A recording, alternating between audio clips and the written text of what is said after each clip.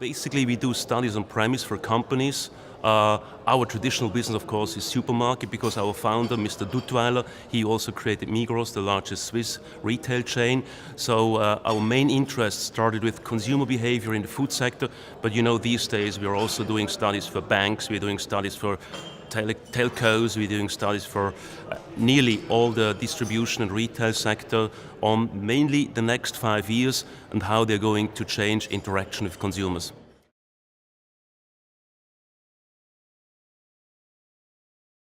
I guess you can cut it down to 2 words: feedback, interaction. When you look at the young generation, they all grew up with highly intelligent smartphones. Very often the smartphones are much more intelligent than we as human beings are, and the gap is widening. So they were trained to interact and to give feedback. So they want more personalized relationships. They want a product that is there for them as a person, as a human being, meaning the emotional impact of a product is becoming much more important. So think of a Tupperware party. I guess all of the audience is still aware of a Tupperware party.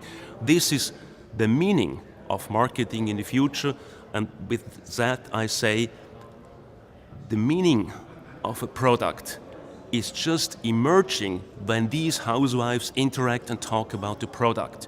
You can no longer just say, this is the product, I'm going to tell you what it is good for or bad for. This is over. The meaning of products is just emerging in the consumer context, so you have to understand what consumers who use the product really do.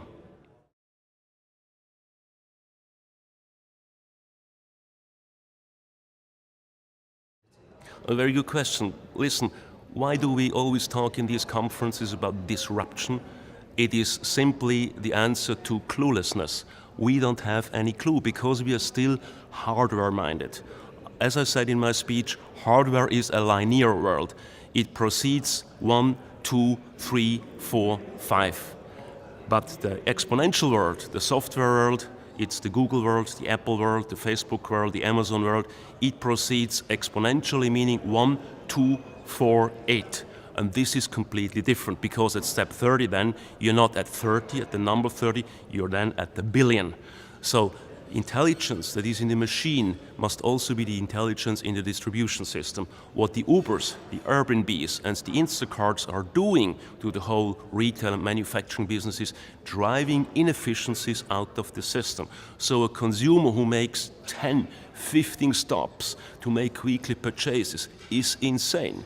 You are just spending unproductive time in your car, you commute unproductively and driving out these inefficiencies by sharing a car, by sharing time, by just using it more productive will be the goal of the next 10 years.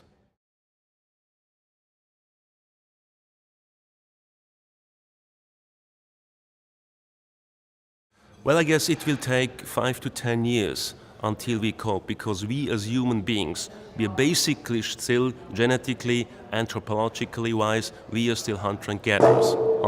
We were hunter and gatherers for about 100,000 generations. Then we lived in an agriculture world for about 500 generations, not years, generations.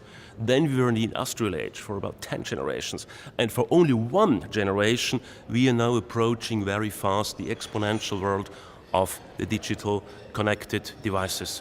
So this is, we have to cope, and we are coping better if we know how we have to deal with all these devices. If we reject it, we say we don't need it, we don't use it, I think we are being overrun by others who learn faster, and it's all about learning. It's about accepting that we have to change if we want wealth. If we are romantic and we just want to go back to the past, then we can say stop. But we are driven also by our political system, by our welfare system. We want to keep that. So then we have also to adopt with the business models. Yes, I think we underestimate that now there are globally about 3 to 4 billion people who have ever smarter devices. They give instant feedback. They expect instant feedback. They expect interaction, they expect personalization, they learn fast how to play the game with the system.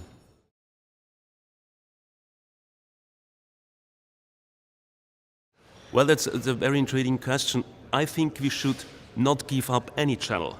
There will be what I call channel agnosticism. There is not just one right channel. There's just a channel that the consumer wants at a certain moment when he's looking for convenience or an experience. So the traditional retail store, I believe, in the supermarket will, for example, have more restaurant space. It must do much more to enhance the experience of traditional brands. I mentioned the case in Italy, very famous Italian mixture between retail store and restaurant store, where they have a Nutella bar. Just to show you can, just with a twist, you can give much more power to a brand when you try to give a new idea of experience to the consumer when he experiences the brand. And I think this is the future. Always look at the consumers more under time pressure. The consumer is also looking for an experience. So the battle for the last mile, how I coined it in my speech, is becoming more important.